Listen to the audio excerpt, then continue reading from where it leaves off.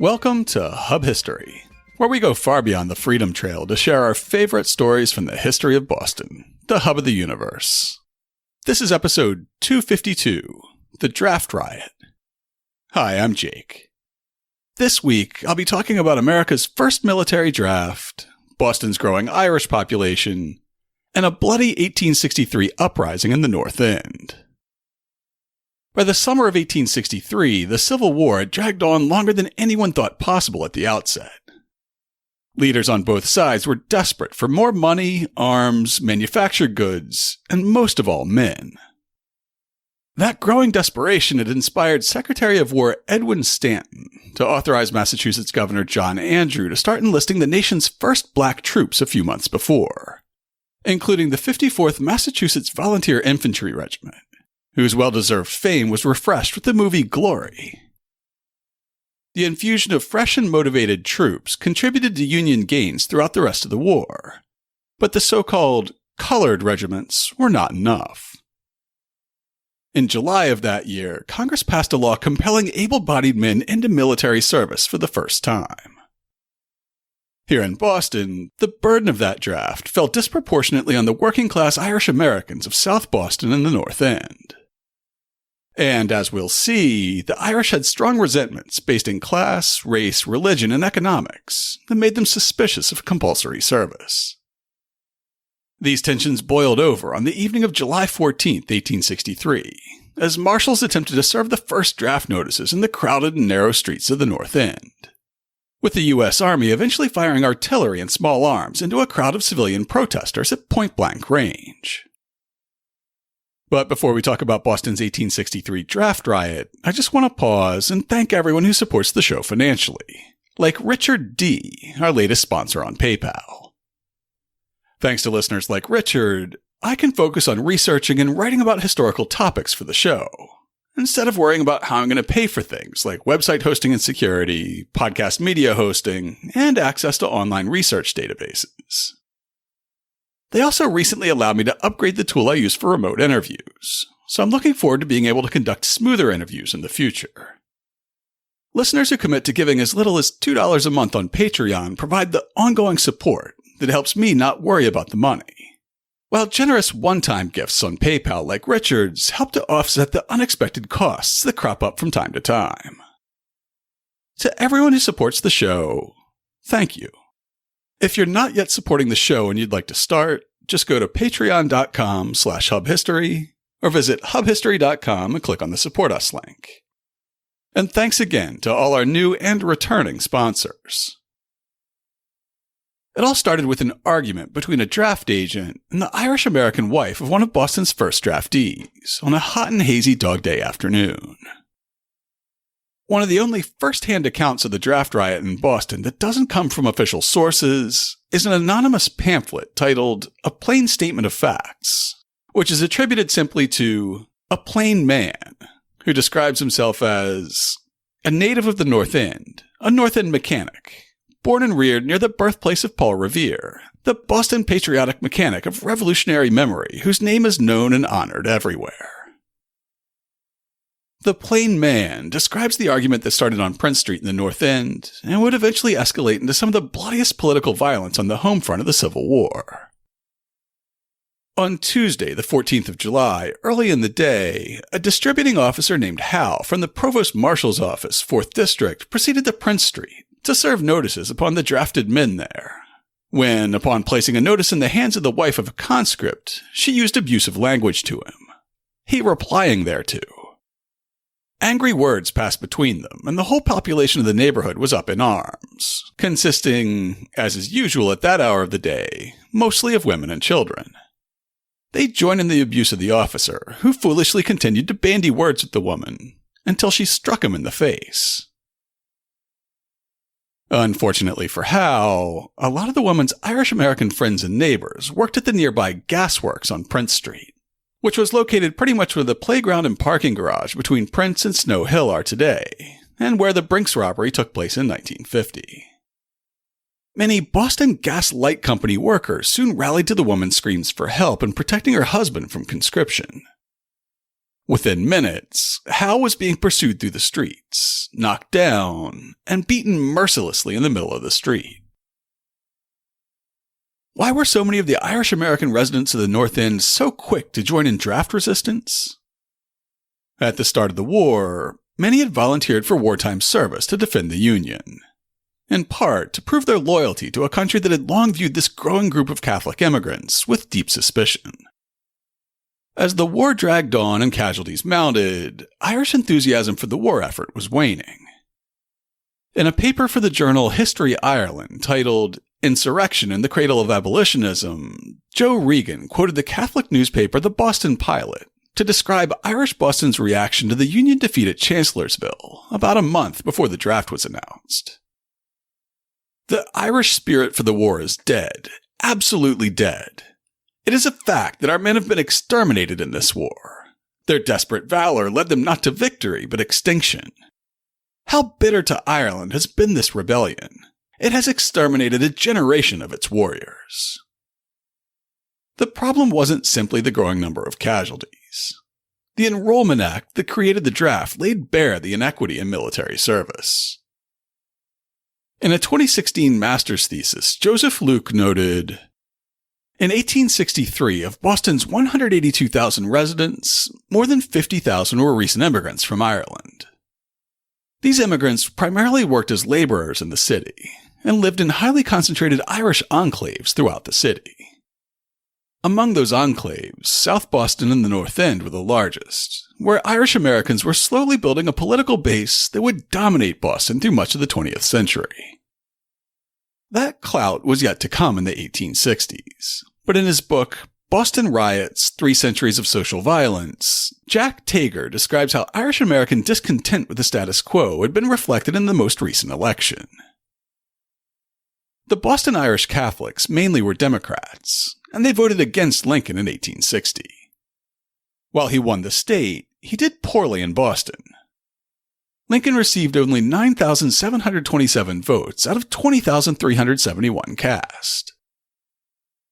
A new national draft law passed by the Republican Congress in 1863 had a particularly devastating effect upon the Irish working classes. Besides calling for general conscription, the law provided an exemption for anyone paying $300 for a substitute. The exemption meant the well-to-do did not have to go to war, but it denied this important privilege to the working classes who could not afford the substitution bonus. This class-based legislation pronounced the poor as cannon fodder for the war machine, which reluctant Irish Catholics were loath to support in any case. Irish veterans were used to seeing well-off Yankees enlisting in smaller numbers than the working poor, and seeing them disproportionately represented in the relative safety of the officer corps. Now the Enrollment Act made it official, upending early Irish-American enlistment that had seen entire Union regiments recruited from Boston's Irish enclaves, as described by William F. Hanna in a 1990 article in the Riot for the journal Civil War History. Since coming to the North End in great numbers beginning in the late 1840s, the Irish had lived in a state of poverty and degradation that shocked most Bostonians. Packed into squalid tenements that lined dark and filthy streets, they attempted to scrape out a meager existence as dockhands, construction laborers, or domestic servants. Their poverty, with its attendant crime, disease, and idleness, placed a heavy and unwelcome burden on the city's resources. Yet the Boston Irish were proud of the part that they played in defending the Union. The state contributed 2 entire Irish regiments, and in both, the 9th and 28th Massachusetts Volunteers, North Enders were heavily represented. Additionally, Company E of the 19th Massachusetts Regiment, previously known as Mahoney's Guards, was composed mainly of Irishmen. And here too, there was a large contingent of Bostonians. The tragedy of war found its way quickly to the North End because all 3 of the Irish outfits suffered heavily throughout 1862 and 1863. On the peninsula, the 9th Regiment suffered more than 200 casualties. Similarly, the 28th, which had seen almost 1/4 of its members fall at Antietam, was transferred to the famous Irish Brigade and arrived just in time to be slaughtered at Fredericksburg, where almost 40% of the regiment were killed or wounded. Finally, Mahoney's Guards, after valiant action and heavy losses on the peninsula and at Antietam and Fredericksburg, had joined the rest of the 19th Massachusetts in helping to repulse Pickett's charge at Gettysburg, where the regiment saw more than half of its members killed or wounded. Along with the class tensions inflamed by the Enrollment Act's provision for $300 substitutions, which would equate to about $7,000 today, Joseph Luke's thesis points out growing racial resentments toward the war among poor whites in general, and the Boston Irish in particular. The neighborhood's high casualty toll only increased tensions upon the passage of the Emancipation Proclamation led many Northerners to oppose the war effort, viewing it as a war for the rights of blacks rather than as a war to preserve the Union.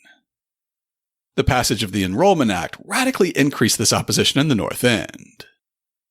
In addition to the lives the neighborhood had already lost in the war, those who had not served or who had survived service were now expected to fight a war that much of the city's Irish population no longer supported. As authorities had recently experienced in Detroit and New York City, Boston's North End was ripe for a rebellion.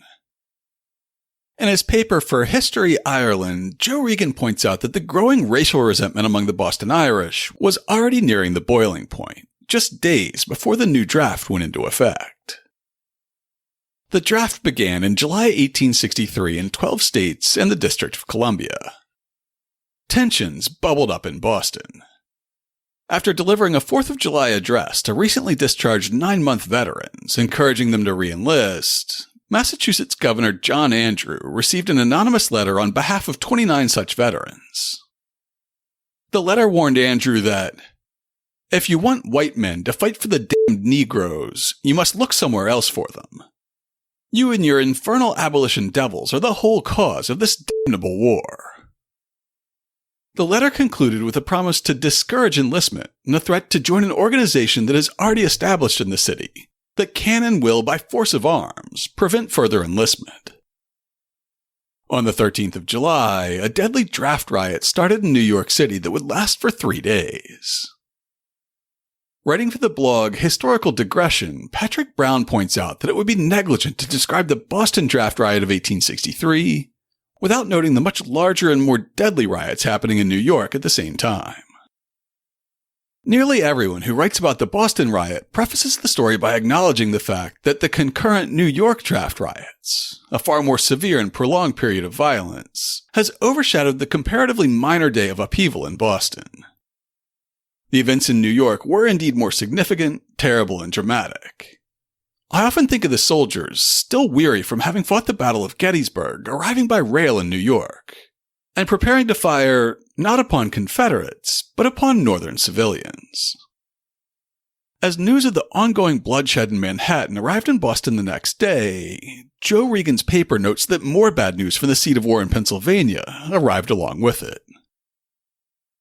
On the morning of July 14th, as news from New York reached Boston, the Catholic Archdiocese of Boston held a special requiem mass in honor of the city's fallen Irish soldiers. The heavy cost of victory at Gettysburg became apparent with the fresh publication of the battlefield casualty lists. On the day the first draft notices were meant to be served, Boston was a powder keg. Having seen the news of riots in Manhattan the day before, abolitionist leader and publisher of The Liberator, William Lloyd Garrison, wrote to an associate in New York City on July 14, 1863, with his fears for Boston and his suspicions about the source of Northern discontent. We are slowly getting the particulars of the horrible excesses of the mob in your city, whose example is very likely to be imitated, in a degree at least, in all our great cities. Today, there are symptoms that a riot is brewing in this city, and should it break out with violence, it would naturally seek to vent its fury upon such as Phillips and myself. The whole North is volcanic. I have no doubt that all this is understood and provided for at Richmond, that there is a perfect understanding between the leading rebels and the leading copperheads, and that they both mean to conflagrate and shed blood to any extent in the North, rather than to have President Lincoln succeed in putting down the rebellion at the cost of slavery. Garrison's letter betrays a shocking misread of public sentiment among the working class in Boston. From his comfortable position among the Yankee elite, he had no doubt that any discontent with the war in the North had to be directed from Richmond.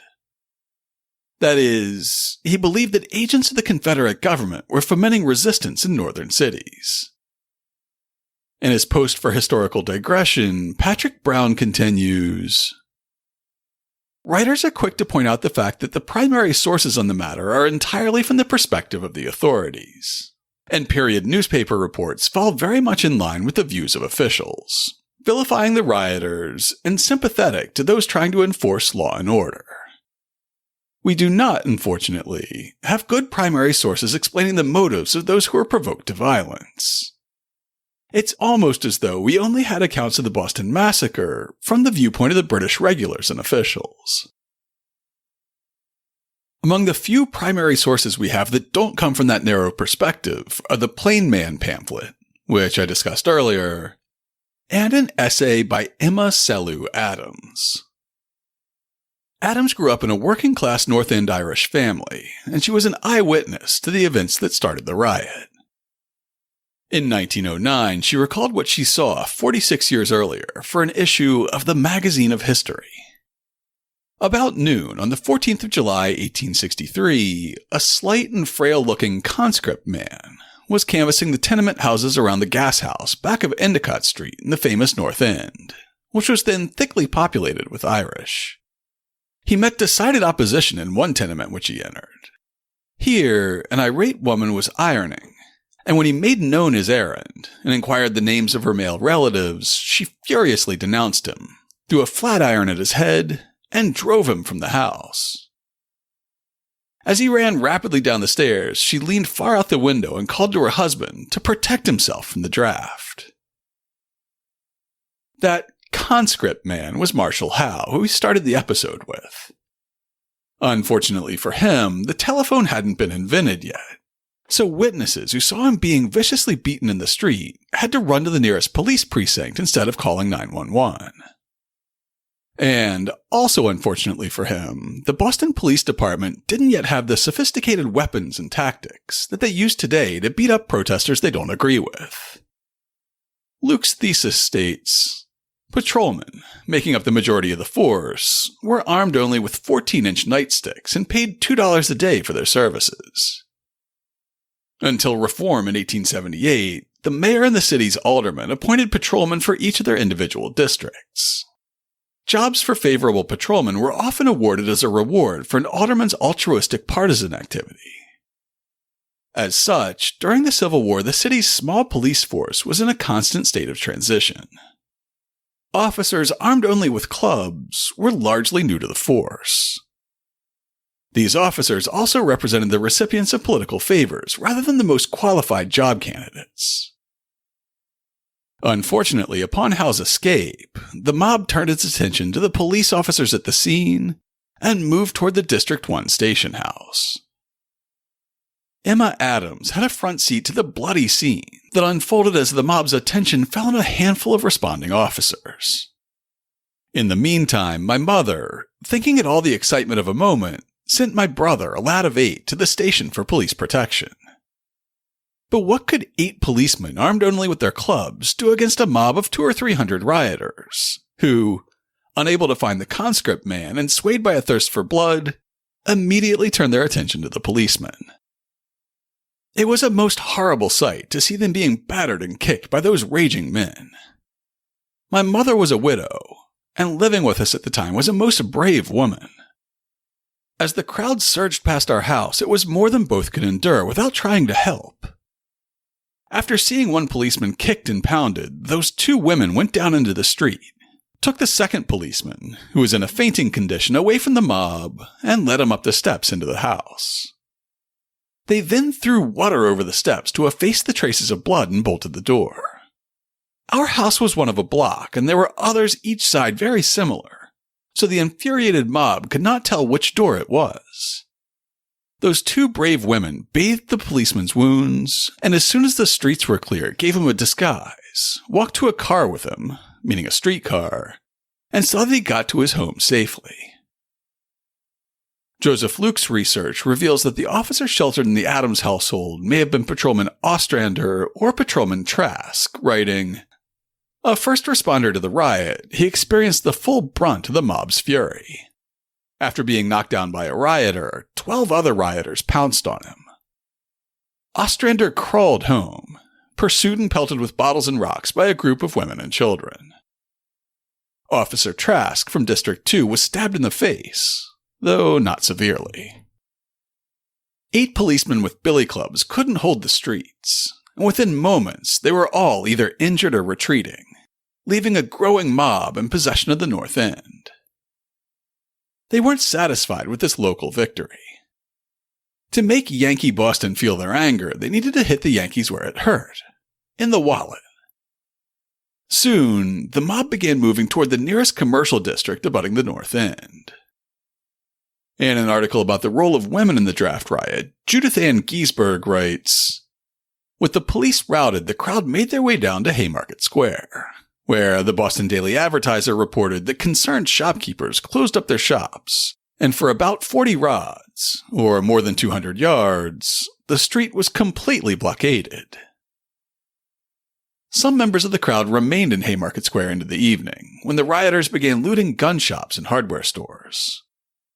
By then, the Advertiser reported, the square presented an exciting scene, filled with a turbid mass of people, including many women and not a few children, with bayonets and knives quite plenty glistening over their heads." Describing the scene in Haymarket Square that afternoon, an article in the Boston Herald said, "One Amazonian woman was shouting and screaming and urging the assailants on in their desperate work. A dozen men were trying to get her away from the scene, but she tore herself from their arms, and with hair streaming, arms swinging, and her face the picture of frenzy, she rushed again and again to the assault." Some historians, such as Ian Jesse, have argued that the leading role of women in this mob meant that it was not motivated by politics, class or race resentments, or even the draft, but instead reflected people who were just bored and looking for excitement.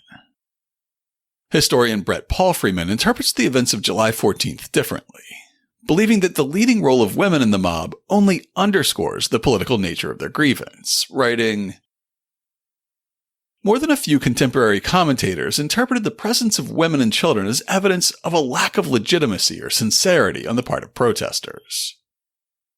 They were happy to dismiss some mild unruliness on the part of irrational women and their bored children as mere passing excitement. But in Civil War Boston, the truth was often the opposite. Women played central roles in voicing grievances and expressing frustration on behalf of their families and neighbors, especially in immigrant and Irish communities.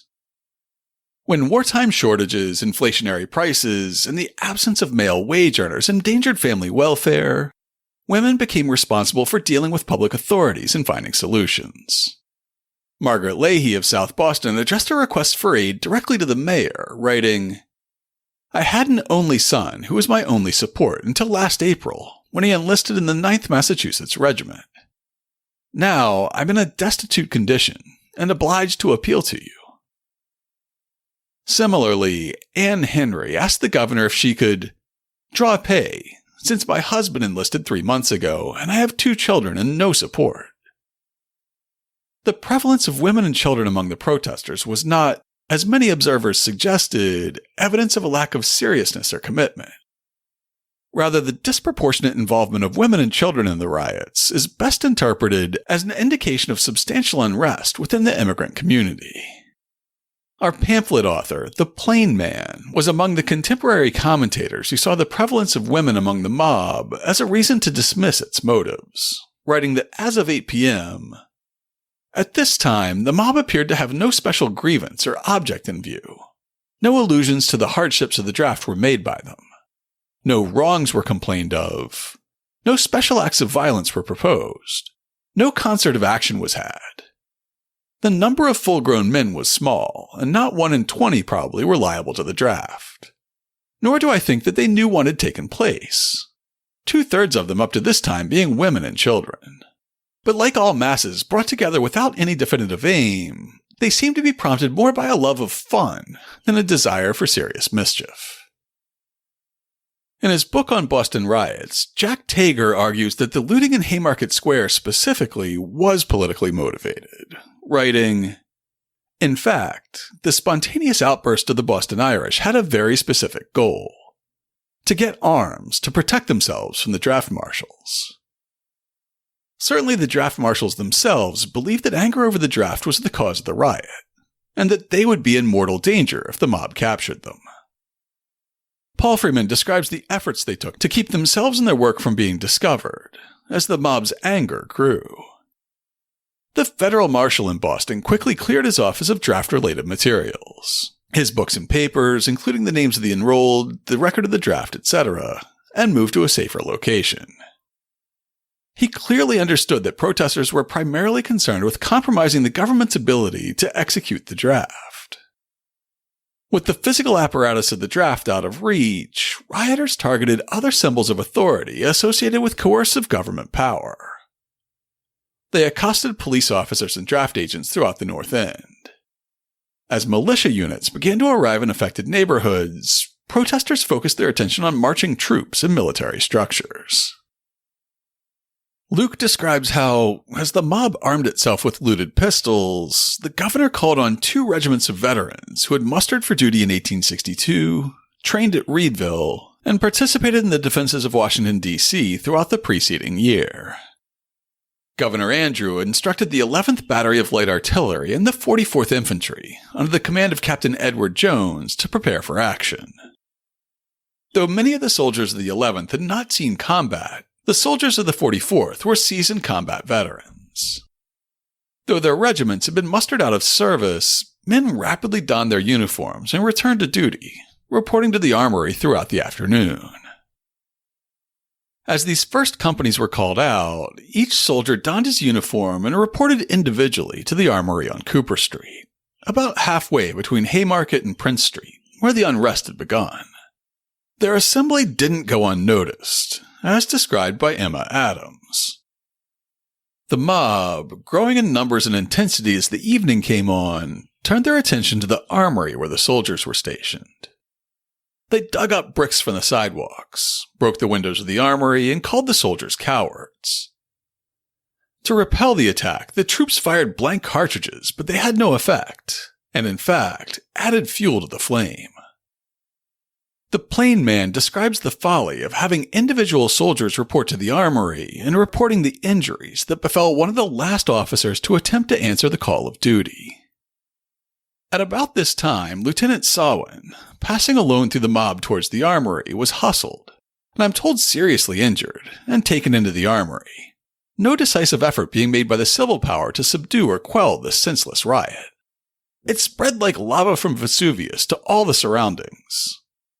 They seemed full of daring hilarity, hooting, helloing, and pouring in all the missiles they could lay their hands on. But no one was seriously injured by them up to this time, except Lieutenant Sawin. Massachusetts wasn't going to let an angry mob take over an armory in Boston in 1863, any more than Virginia let John Brown take over an armory in Harper's Ferry in 1859. As the crowd around the armory grew, it was time to call out more troops. This time, instead of having individual soldiers report for duty one by one, the governor ordered a makeshift infantry company to march to the armory in formation, with their guns loaded and bayonets fixed. In his article for History Ireland, Joe Regan notes that there was one unit encamped in the Boston area that was ready for combat, but the governor believed that he could not call upon it. Upon hearing of the outbreak of violence, Governor Andrew had summoned the state militia and regular army troops from Charlestown, Cambridge, Somerville, Roxbury, and Medford to put down the riot. He refused, however, to call upon the 55th Massachusetts Infantry Regiment from Camp Meigs in Reedville, as he feared that a regiment of African-American soldiers could not be safely employed to put down a riot of free, white American citizens. Instead of calling out the black soldiers of the 55th, including future politician James Monroe Trotter, Governor Andrew turned to the Harbor Islands. In his thesis, Luke wrote, "As rumors of an assault on the armory rose from the riot and reached the soldiers and the authorities, Governor Andrew sent the official order to Fort Warren to request Major Stephen Cabot's assistance. Colonel Justin Dimmock called Cabot to duty, placing him in charge of a detachment of the 1st Massachusetts Battery Volunteer Heavy Artillery. 167 men from the battery's B, C, and D companies donned combat fatigues and were armed with rifles and 20 rounds of ammunition. Cabot and his men traveled to the city of Boston by boat, arriving a mere 25 minutes after receiving the order from Dimmock. Cabot and his companies had combat experience.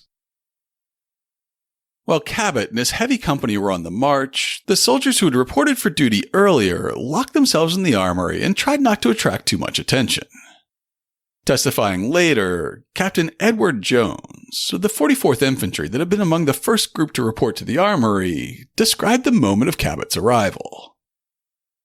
About 7 o'clock in the evening, noticed the crowd I had previously seen in Hanover Street was congregating around Cooper and North Margin.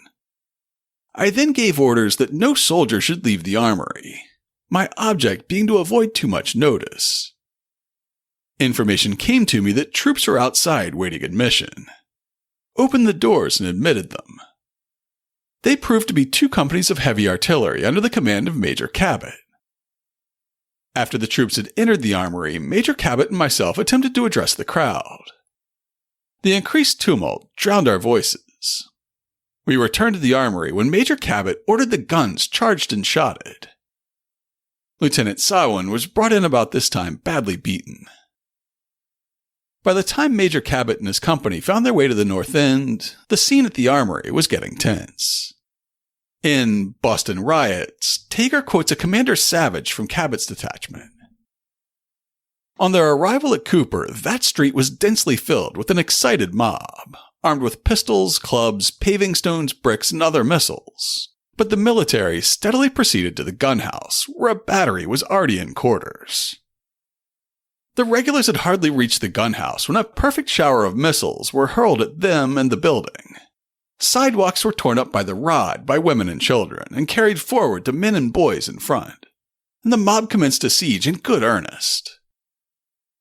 Various persons in the streets who had been attracted by the tumult were knocked down and severely beaten, the rioters seeming to be determined that none but their own gang should remain in the neighborhood.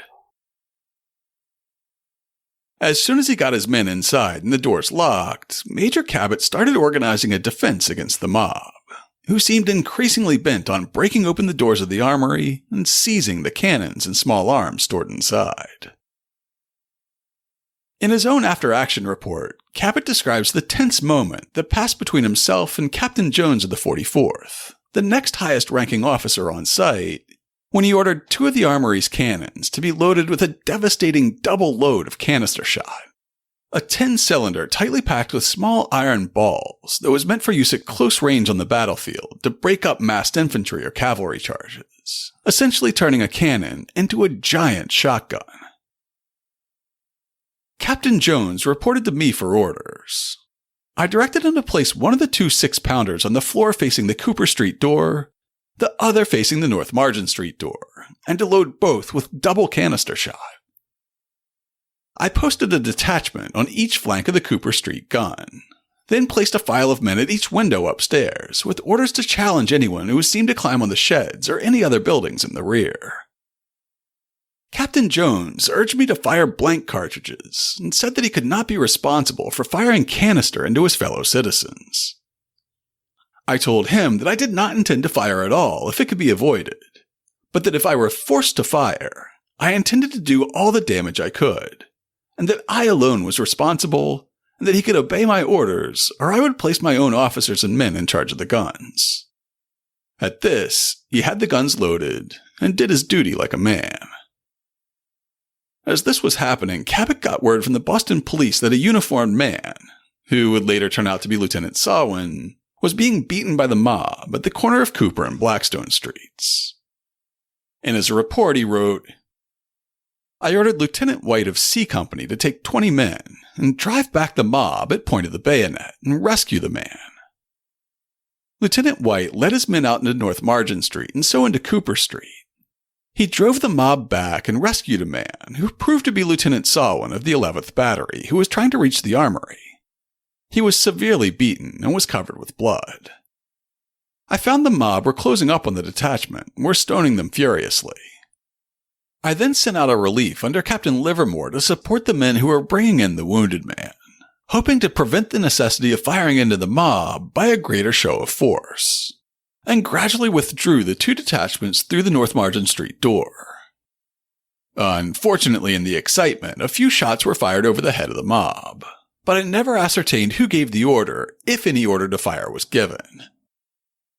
This firing over the heads of the mob encouraged them to suppose we were using blank cartridges, and rendered them more bold and aggressive.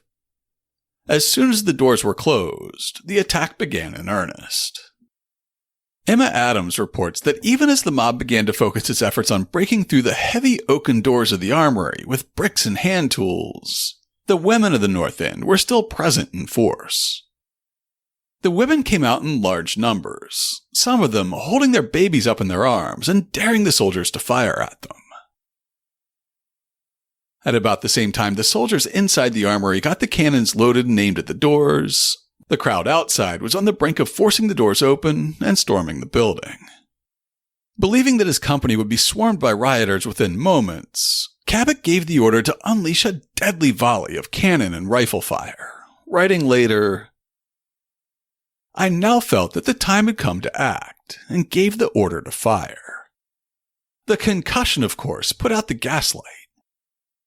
I ordered the gun reloaded, the gas having been at once relighted, and the flanking detachments kept up a crossfire on the doorway until the gun was reloaded.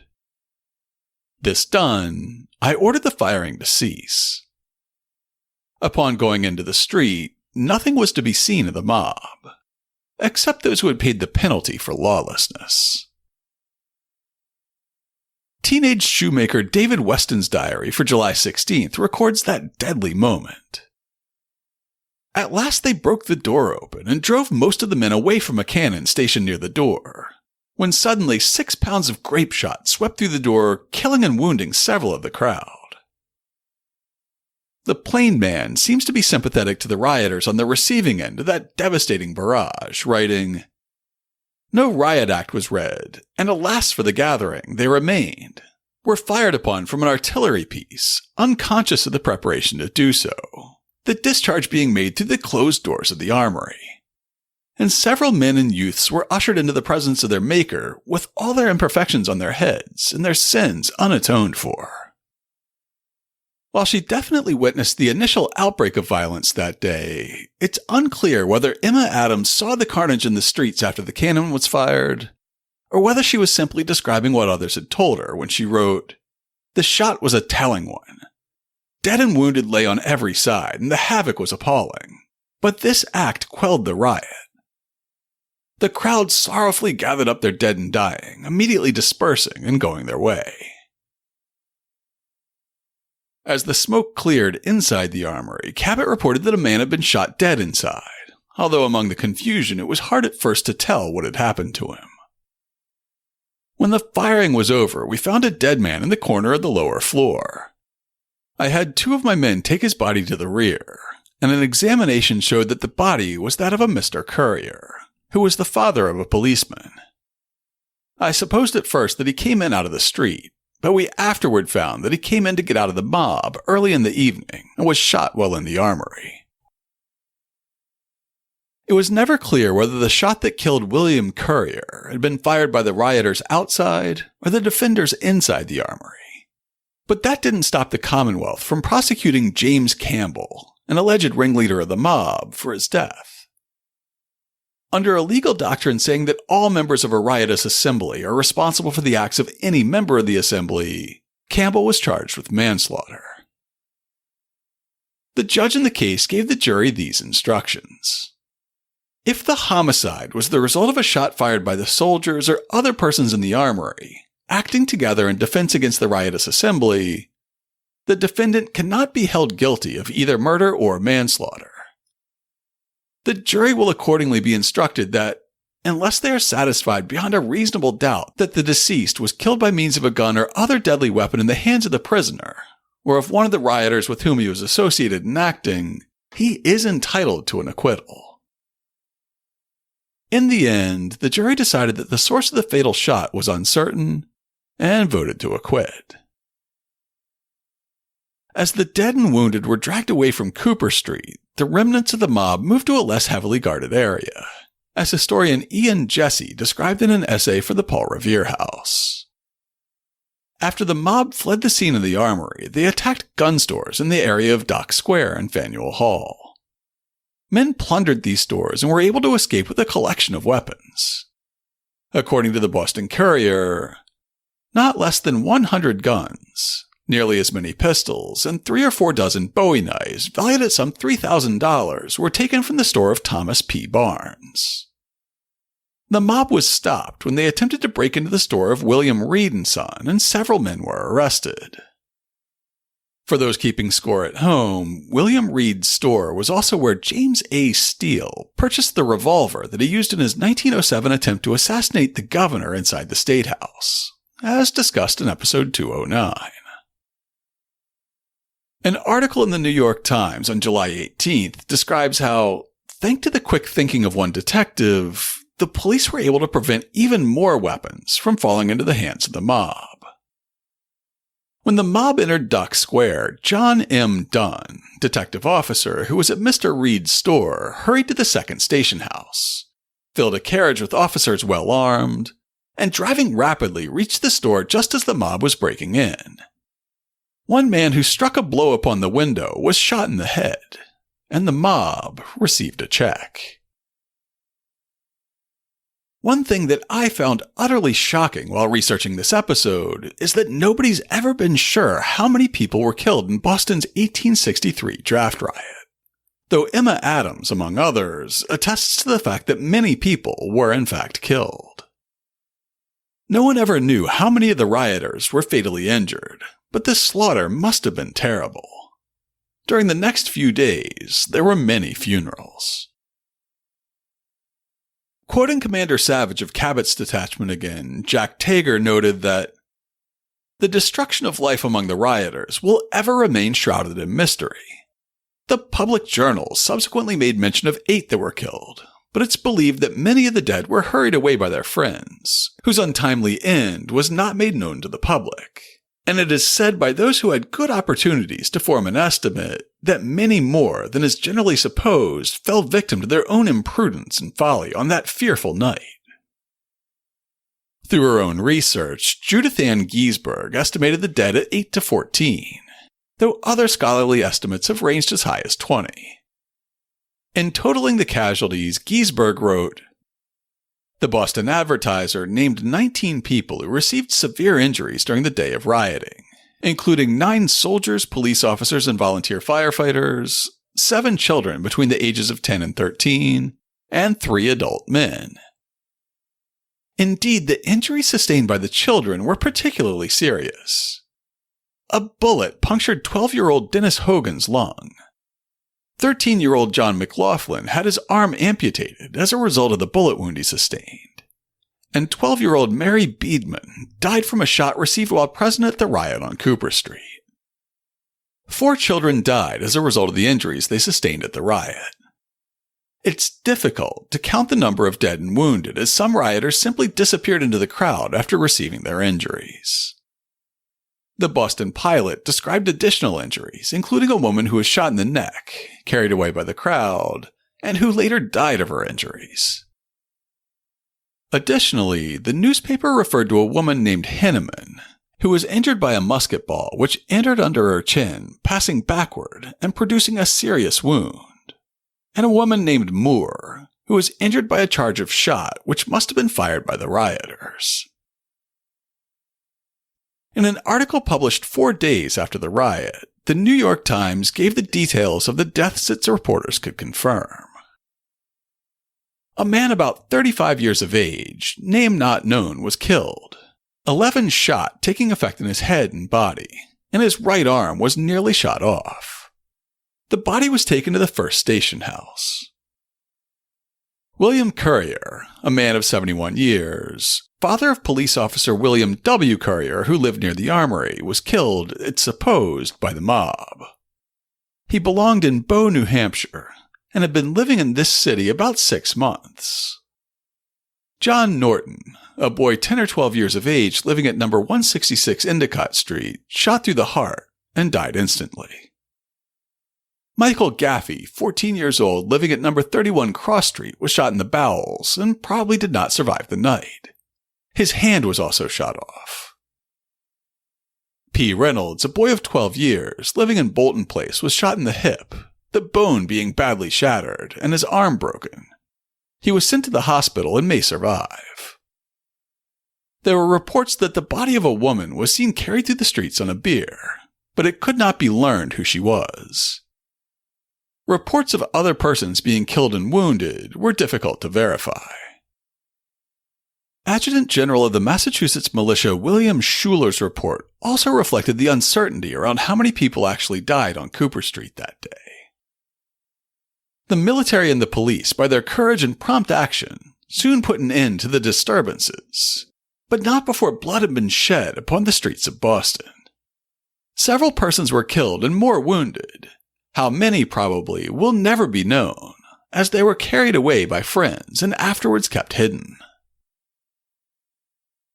Not long after the arrests were made at Reed's gun store, the remaining rioters began to disperse as more military units poured into the area, as described in Cabot's report.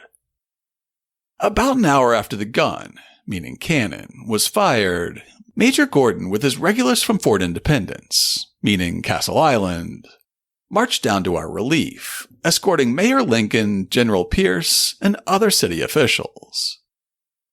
At the request of the mayor for my opinion of the best course to pursue, I advised that the troops and guns should be stationed in Faneuil Hall Square, leaving the Cooper Street Armory in charge of the police, and to have a cavalry patrol through the disorderly section. Major Gordon supported my view, and after some delay, this plan was decided upon. And at about 11 o'clock, we took up the line of march for Faneuil Hall, the injured men in carriages. In his essay about the riot, Joe Regan runs down some of the measures besides cavalry patrols that helped contain passions in the North End and helped keep the riot from spilling into a second day. Boston remained in a state of emergency, with sporadic and smaller melees breaking out. At the time of the riots, Boston's Catholic Bishop John Fitzpatrick was in Belgium. The Chancellor of the Boston Diocese, James Augustine Healy, issued a circular to all priests to use their utmost efforts to preserve the public peace among their congregations, to caution them not only against taking part in fractious assemblies, but even against being present at them. Throughout the night, priests patrolled the North End streets, admonishing loiterers.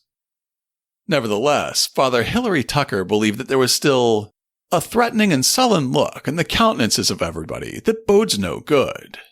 The general sentiment is that a great injustice has been done to the poorer classes. Emma Adams confirmed the role that clergy played in diffusing tensions. We later learned on good authority that there was a meeting of the rioters that night, but it was dispelled by a Catholic priest who, foreseeing the dire consequences if the riot was persisted in, commanded the men to return to their homes. His influence over the men practically dispelled the last vestige of trouble, and to him is due all honor for the final suppression of the riot. The next day, more troops and volunteers flooded the streets, with our young cobbler David Weston running down some of the units that were keeping the peace in the North End. Wednesday, they got together quite a military force. The 44th Regiment of Infantry, about 400 men just returned from war. The Mars Rifle Club, 100 men. Invalid Corps, 30 men. National Guard Battalion, 300 or 400 men. Independent Cadets, 150 or 200 men. The 11th Battery, about 125 men. U.S. Regulars, 40 men from Fort Independence. 4 companies of heavy artillery from the camp at Reedville, 1st Battalion Light Dragoons, and a company of infantry from Medford, all under command of Brigadier General Pierce of the State Militia. Headquarters is at City Hall, at the corner of Bedford and Chauncey Streets. The State House, bridges, gun stores, factories, etc. were guarded Wednesday night, but there wasn't any disturbance. This morning, the 45th Regiment, just returned from the war, are at Reedville, ready for action. Later on the 15th, Mayor Frederick Lincoln issued this proclamation, warning Boston to keep a tight lid on its passions. Later on the 15th, Mayor Frederick Lincoln issued this proclamation, warning Boston to keep a tight lid on its passions. To the citizens of Boston, the peace and good order of this city has been violated by an assembly of rioters and evil-disposed persons, and still further violence is threatened. I therefore deem it my duty to notify and warn all persons who have been or shall be engaged in making depredations upon property, in assaulting individuals, or in any way disturbing the public peace, that full preparation has been made for any exigency their conduct shall create. The good order and quiet of the city shall be preserved at all demands, and those who riotously attempt them shall be brought to justice, whatever vigor may be necessary to the effort.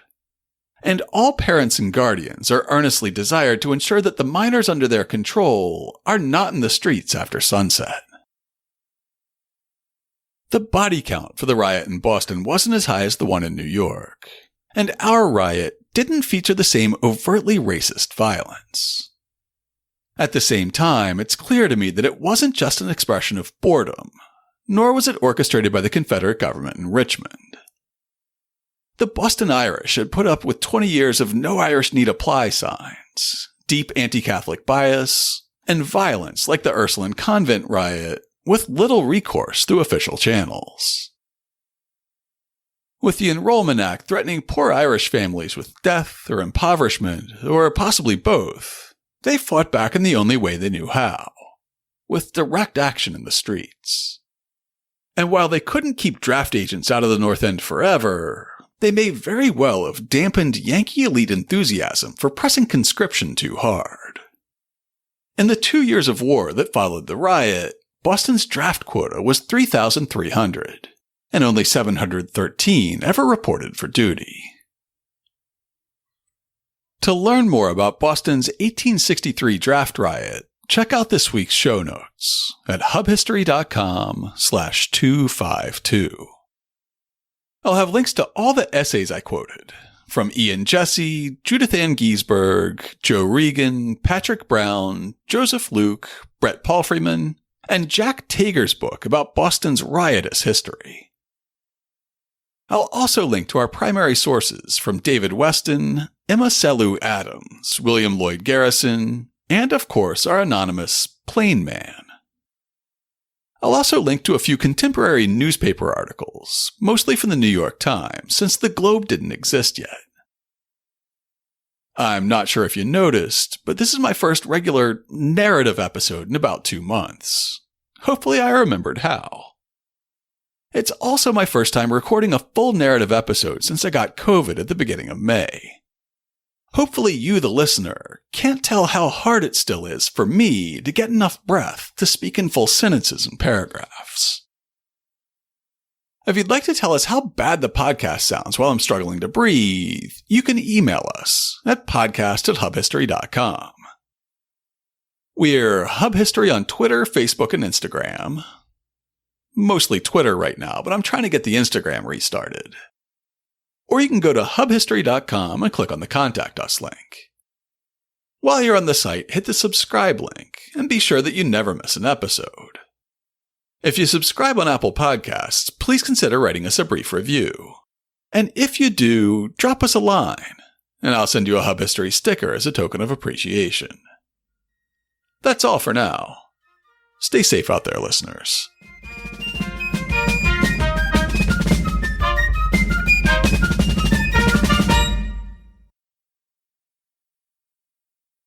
By the summer of 1863, the Civil War had dragged on longer than anyone thought at the outset.